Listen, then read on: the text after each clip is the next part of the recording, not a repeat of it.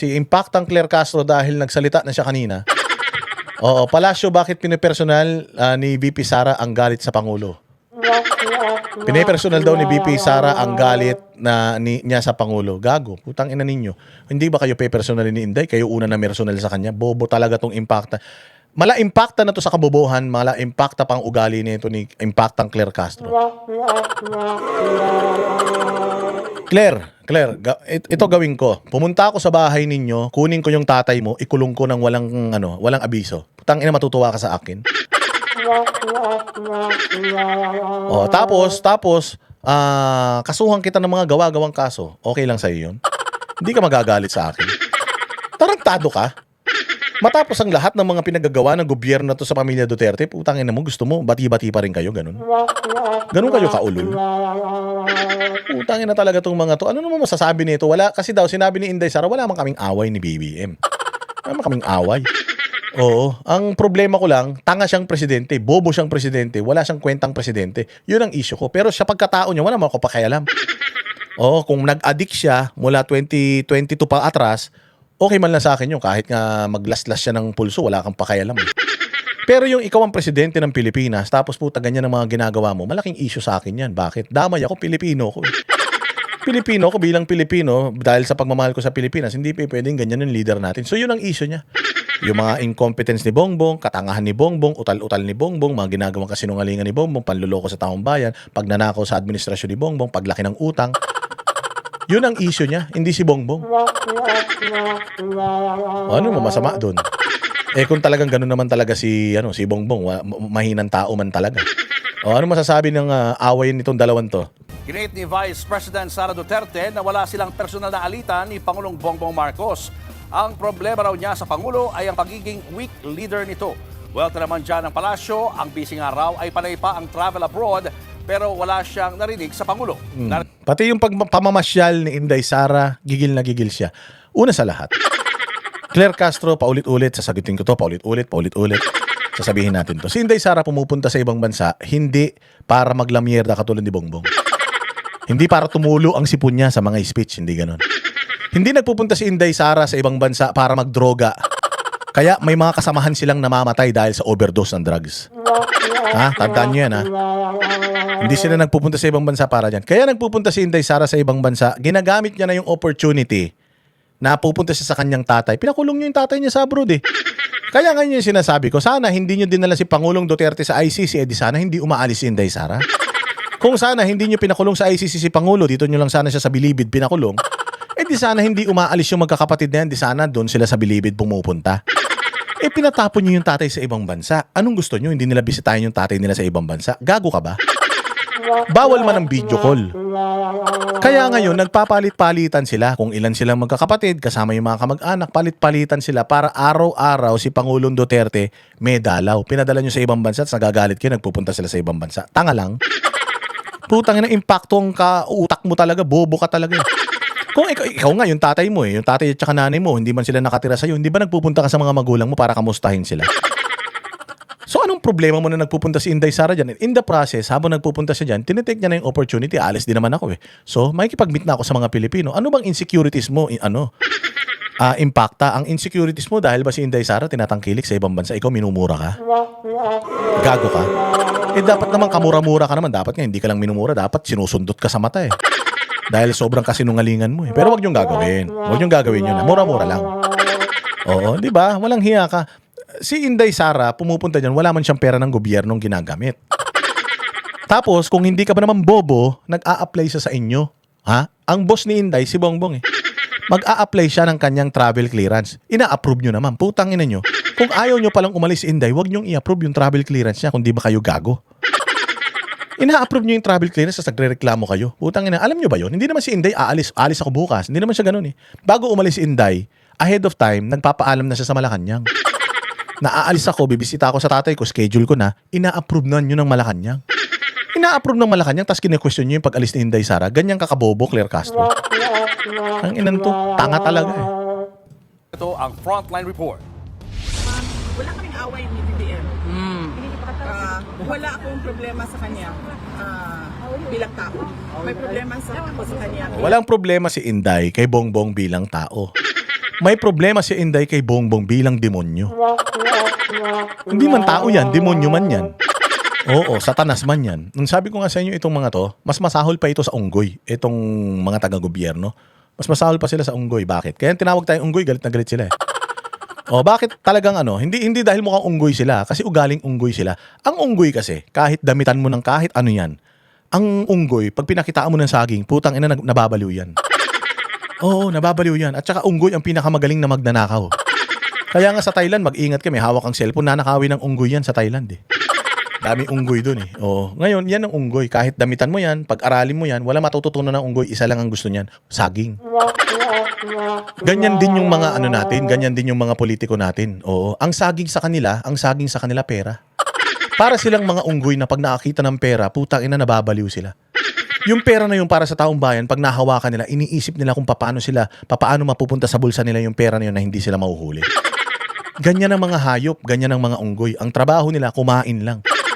O pag nakita ng ng unggoy ang saging, putya, nababaliw na yan. By all means, kukunin niya yung saging na yan kahit kakakain lang niya. Ganyan yan. Kaya nga pasok na pasok talaga yung unggoy sa kanila eh. O yung buhaya nga, hindi naman pasok ang buhaya sa kanila, ang pasok sa kanila yung unggoy. Kasi yung unggoy, yan eh, pwede mo silang damitan ng kahit na ano. Pero isa lang ang kahinaan yan. Pwede mo silang turuan, di ba? Yung mga unggoy, natuturuan mo mag-circus, kung ano-ano. Pero matuturuan mo lang yan, mapapasunod mo lang yan, pagka merong saging. Oo, ganyan ang mga nasa kapangyarihan ngayon. Para silang mga unggoy na nakadamit ng barong, na mga naka-Amerikana na pag nakakita ng saging, putang ina, baliw na baliw kahit busog. Ganyan yung mga yan. So si Inday walang issue kay Bongbong bilang isang tao, ang issue niya kay Bongbong bilang isang unggoy at demonyo. Ganun yun. Presidente. Dahil he's a weak leader and the country is in chaos. A weak leader, country is in chaos. Do I have an issue with Bongbong? I don't have an issue with Bongbong personally, but I have an issue with Bongbong sa kanyang leadership. He's weak, we are in chaos, kahirapan, taas ng krimen, utang, pababa tayo ng pababa, ang dolyar lubog na. Nakakatawa na tayo sa ibang bansa dahil sa mga kabululan niya. Manloloko sa masyado. Yun ang issue ko. Oh. Yan ang naging sagot ni Vice President Sara Duterte nang tanungin kung hindi ba niya inisip na kausapin si Pangulong Bongbong Marcos. Wala kaming alitan na personal na dalawa. Baka para sa kanya, meron, pero para sa akin, wala. Inday Sara ha. Pinapalagay mo loob ni Bongbong ha. Wag mo nang paasahin si Bongbong. Alam naman natin pag naging presidente ka, una mo ipapakulong si Bongbong. Ang punto ng bise, saan niya ay pagiging mahinang lider ng Pangulo, kanya-kanya umano ng gobyerno at kawalan daw ng respeto sa isa't isa. Buwelta naman dyan ang palasyo, patunay lang ang pahayag ni VP Sara na hindi siya trinato ng masama ng Pangulo. Sa totoo nga, kahit hindi siya nagtatrabaho at lagi siya nasa ibang bansa, wala tayong madidinig kay Pangulong Marcos Jr. Wala kami maridinig talaga kay Pangulo. Wala rin naman siyang ginagawa eh. Si Inday daw panayang alis lang at pagbabiyahe sa ibang bansa. Katulad ng sinasabi natin, hindi naman nagbabiyahe si Inday. Antikil-putang gad. Ang kinis mo dyan ah. Bakit sa vlog mo ang kinis-kinis mo, Antikler, pero sa totoong buhay mukha kang impacta? Mukha kang impactang pangit. Kaya tinawag yan sa Canada na pangit eh. Putang ina mo pangit. Kasi pangit talaga siya sa personal eh. Hindi niya matanggap yun. Pucha, may jawline si ating ah. Iba ang filter ate ha. Ang lakas. Ay ina, malandi yan. Pero alis si Inday kasi nga nandoon yung tatay niya sa abroad. Pag yung tatay mo pinakulong namin sa abroad, pupuntahan mo rin yan. Pangalawa, hindi siya humihingi ng pera sa gobyerno. Pangatlo, ang trabaho ni Inday Sara maging Vice President. Ano ba trabaho ng Vice President? Para sa kaalaman ninyo. Trabaho ng Vice President, antayin mamatay yung presidente. Kailangan anytime ready siya na maging presidente. Kapag namatay ang presidente, na-overdose, ganyan. Ayan, kailangan ready siya. Umalis na siya sa Department of Education. Hindi naman siya cabinet secretary. Wala naman siyang posisyon sa kabinete ni Bongbong. Yun man lang ang trabaho ng vice president. Anong pinuputok ng butchi mo? Tsaka huwag ka magalit kay Inday Sara kung wala siyang ginagawa kasi hindi man siya presidente ng Pilipinas. Ang mahirap, yung presidente ng Pilipinas walang ginagawa. Yun ang dapat natutukan mo. Yung mga racket ni Bongbong, ganyan. Yung mga pagpangako ni Bongbong na hindi natutupad, yun ang tutukan mo, Claire Castro. Tsaka Yang ano mo, yung kasamaan ng ugali mo, ganyan. Yun ang tutukan mo. Huwag mo tutukan yung pag-alis-alis ni Inday. Insecure ka lang dahil si Inday niyayakap ng mga tao, ikaw minumura. Putang ina mo ka. Pero bakit pinersonal na Vice Presidente yung galit niya? Bakit pinersonal yung galit? Gago. Ipinalibing ng tatay ko yung tatay mo. Sa libingan ng mga bayani. Buti nga hindi nilibing sa libingan ng mga magnanakaw at mga tanga eh. Tapos, yung tatay ko pinadala nyo sa ICC. Paano hindi pa personalin? Tao ka pa ba, Claire? Ikaw ka, pinipersonal mo si Inday Sara, di ka naman niya kano-ano, wala naman siyang ginawa sa'yo, pero pinipersonal mo siya eh. Si Inday pa kaya na ginawa ng administrasyon na to ng mga kahayupan, hindi niya pe-personalin si Bongbong Marcos? Gago ka ba? Panginan to, inutil. Utak taho talaga eh. Ako mausap pa siya ng taong willing na gumawa ng kanyang utos na ipapatay ang Pangulo Marcos Jr., si First Lady, at ang dating House Speaker Romualdez. Sinagot din ng palasyo ang banat ng bise na weak umano ang Pangulo. Pinapalabas niya na walang kakayanan daw mamuno. Wala talaga, Claire. Alam mo, pinamumunuan ni Bongbong, kayo lang naman na mga sumusweldo sa kanya eh. Kaya masayang-masaya kayo kay Bongbong kasi busog-lusog kayo. Pero naman, anak ni Rapi Tulfo ang taba na. Mataba na yun noon, pero mas dumoble pa yung taba ngayon. Masaya kayo, ang ekonomiya nyo malago dahil kay Bongbong. Kaya ngayon, ganyan ginagawa nyo. Oo, pero yung buong Pilipinas, hindi ka naman mumurahin, Claire Castro, kung maayos ang Pilipinas. Sa tingin mo ba kung maayos ang Pilipinas pag mumurahin ka sa ibang bansa? Sama pa more. Hindi ka naman kasi dapat talaga kasama sa mga biyahe, punyeta ka pa, sama-sama ka pa. Punta kayo sa Hong Kong, Claire. Maglakad ka sa Hong Kong. Maswerte ka kung hindi ka sabunutan doon. Ang bulok ang tingin ng tao sa inyo. Para kayong mga tae na naglalakad. Ganun ang tingin ng tao sa inyo, mga nakakadiri kayo. Oo. Kaya, putsang ina, kayo lang ang masaya, kayo lang ang busog, kayo lang ang makikinis, kayo lang ang matataba. Kasi nga, putsang ina, pinagtatanggol niyo si Bongbong. Sabi ko nga sa inyo, kung kami banateros, pagtatanggol namin si Bongbong, baka mayaman na kami. Pero wag na, uy. Tanginan yan. Ipagkakanuno ko sa ilang taon lang na pera. Yung yung buhay ko, pati pamilya ko damay, katulad nito ni Claire Castro. Pucha, kung ako, sabi ko nga sa inyo, kung anak ako ni Claire, pucha, baka isa-swap ko siya sa kambing eh. Swap sa kambing. Ay, puta, ikaw na lang kambing, ikaw na lang nanay ko kaysa dito. Abnormal to eh. Kung ako, kamag-anak ko to, magulang ako nito, puta, kakahiya ko talaga ito eh. Iisipin ko talaga, saan ko ba pinaglihitong gagon to? Bakit naging ganito kasama ugali nito? At ang bansa ay in chaos. Sa totoo lang, sino ba ang gumagawa ng kaguluhan? Putang ina mo, yung mga Pilipinong inaabuso ni Bongbong, sino pa? Oh, sagutin nyo, sino daw bang gumagawa ng kaguluhan? Di syempre kayo. Ninanakawan nyo yung tao eh. Inuubos yung pera ng tao eh. Putang ina, inaabuso nyo yung karapatang pantao eh. Gago pala kayo eh. Sino ba yung nagbabalak ng destabilization? Hindi ba ang grupo nila? Dahil gusto nilang makuha yung posisyon. Anong gusto makuha yung posisyon? In the first place, si Inday Sara sana presidente. Kaya lang, wala siyang pakialam sa pagiging presidente. Yun nga ang nakakatawa, yung mga tao na ayaw sa presidente, yun yung gusto ng tao na maging presidente sila. Yung mga tao namang gusto maging presidente, puta lahat walang silbi. Kupal.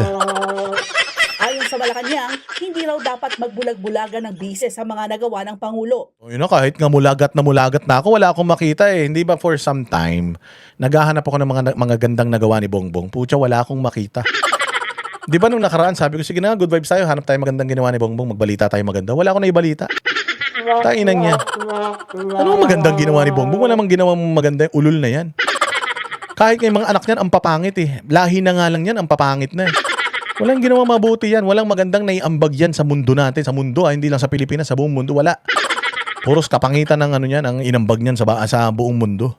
Kahit nga raw si Naga City Mayor Leni Robredo na naging katunggali ni PBBM ay kinikilala ang mga programa ng administrasyon. Puta, pag tinanong mo siya, ano yung programa na yon? Wala siyang alam. Sabi nga niya, maraming nagawa sa presidente, hindi lang halata. Hukinginan yan. Meron bang maraming nagawa na hindi halata? Gago. Parehas tanga eh. Sabi ko sa inyo, pag ang tanga nag-usap, putang ina, tingin nila sa sarili nila matatalino. Eh syempre, nuknukan man ng bobo yan si Claire Castro, ay si Leni Robredo. Di nga niya alam na yung 4 na anak niyang babae, mga babae. Take 2 sa bar yan eh, take 2 eh. Bobols yan eh. Sabi nga niya, magnanakaw si Bongbong dati, ngayon bati na sila. So ba naman, bigyan kang 500 million eh. Bukod Bukod sa mga bagong banat ni VP Sara, nauna na niyang binatikos ang Pangulo na hindi raw tumupad doon sa kanilang kasunduan. Dalawa lang ang hiningi ko eh. Nung pumayag ako na tumakbo, katandem niya, bilang kanyang vice president. Yung isa doon, 1 pa lang, hindi na niya sinunod. Wala pang 1 year. Isa lang yon. Related lang yon sa pakiusap ko sa kanya sa kailangan ko gawin gabi-gabi para sa aking mga anak. Ayun ito, ano yun kasi issue talaga yun. Hindi man tatakbo si Inday Sara eh. Di ba kinukwento ko na to sa inyo? Ayaw niya tumakbong presidente. Nag-file na nga siya ng COC for mayor. Nag-file siya. Kaya galit na galit si Pangulo sa kanya. Ano ba naman itong anak ko? Number 1 siya sa survey ng presidente tapos tatakbuhan mo mayor. Ang masaklap niyan, nung nagbago siya ng isip, tumakbo siya vice president. Ang daming gumuho talaga na mundo nung tumakbo siyang vice president. Pero sabi ng taong bayan, bayan mo na. Okay na, siguro si Bongbong babawi naman siya. Babawi naman siguro si Bongbong. Yung pala, babawi si Bongbong sa pera. Yung mga sinikwester ng gobyerno, babawiin pala nila. Maliliit pa yung mga anak ko, ayaw ko magpresidente muna. Sabi nga niya, yun din ang sinabi niyang purpose bakit ayaw niya maging presidente. Hindi, maliliit yung mga anak ko, gusto lang muna dito sa Davao. Kasi yung anak niya, nagpapagamot pa. Kasi yung bunso niya, nagte-therapy yun sa Singapore. Nagpapagamot pa, gusto ko, katabi ko sila gabi-gabi. Kasi hands-on ako na nanay. Kahit mayor ako, mauwihan ko sila araw-araw. So pinangako sa kanya yun, sige, huwag ka mag-alala, umuwi ka rin araw-araw. Umuwi ka rin araw-araw, gamitin mo yung chopper. Nangako sa kanya yung gobyerno ni Bongbong o si Bongbong nangako sa kanya eh. Ngayon nagagalit sila. Magkano gagastusin ng gobyerno kung gagawin niya yun? Gago pala kayo eh. Ba't yung pinangako? Di sana noon pa inisip nyo na yun. So ibig sabihin, manloloko talaga kayo na lahat ipapangako nyo para makuha nyo yung gusto nyo. Pag nakuha nyo yung gusto nyo, wala na, tabla-tabla na. O hindi ba? O katulad yan, pinangakuan tayo, kayo. O tapos nung nanalo na, tinupad yung pangako, hindi. Si Inday Sara, yun nga lang yung pangako. Gusto ko lang umuwi ng Davao. Kasi ayaw kong dalhin yung mga anak ko rito kasi nga mahirap nandoon sila nag-aaral lahat sa Davao. So gusto ko, ako sana na lang yung uuwi sa Davao kung pwede lang. O sige, palagay ko ang nag-offer niyan, Malacanang, hindi magiging presidente tayo sigurado. Pagka tinulungan mo kaming manalo, sa'yo yung chopper. Pinangakuan siya tapos biglang sasabihin na, nagtampo porket hindi tunupad yung pangako. Gago, sino ba naman hindi magtatampo? Pinangakuan ka, tapos di tunupad. Ikaw, pangakuan ka ng boyfriend mo na ikaw lang ang mamahalin niya. Tapos pagdating ng panahon, malalaman mo, ang dami pala niyang iniiyot. Hindi ka lang magtatampo. Puta, isusumpa mo siya kung marunong ka mangkulam, kukulamin mo siya tama? Gago pala kayo Ayon naman sa palasyo, may kaugnayan ng hiling ng bise sa araw-araw na paggamit ng presidential chopper pauwing Davao City. Sakaling tinupad yan, ay taong bayan na raw ang magko-compute kung magkano ang gagastusin ng Ayun na gobyerno. nga yun. Yun nga ang problema doon. Hindi naman hiningi ni Inday yun, pinangako nyo yun. Kasi nga ayaw ni Inday tumakbong vice president nyo kasi gusto niya sa Davao lang kasi nga yung pamilya niya gusto niya mauwian. Kayo man nagsabi na umuwi ka araw-araw, gamitin mo yung chopper. Hindi naman hiniling ni Inday yun Gusto ang hiniling ni Inday, makauwi siya araw-araw. Kayo ang nagsabi na yung chopper ang gamitin. Tapos bigla ngayon, kayo na bahala mag-compute kung magkano gagastusin. Gago, ganun din naman Kung magkano ginagastos ng gobyerno para nakawin nyo lang Kung magkano ginagastos ng mga Pilipino para lang sa mga party ninyo, masasarap na pagkain nyo sa Malacanang, wala naman kayong mga silbi Taka na to mga to. Mga loko-loko. Nabanggit niya na isa ito sa kanila daw pinag-usapan na kailangan magamit ang presidential chopper para sa pag-uwi niya gabi-gabi para makasama niyang matulog ang kanyang mga anak. Nagbabalita Sino bang may ayaw nun? Kaya gigil na gigil. Gigil na gigil na naman ang impakta sa Malacanang. Yan ang panatero, walang inuurungan. Pagtama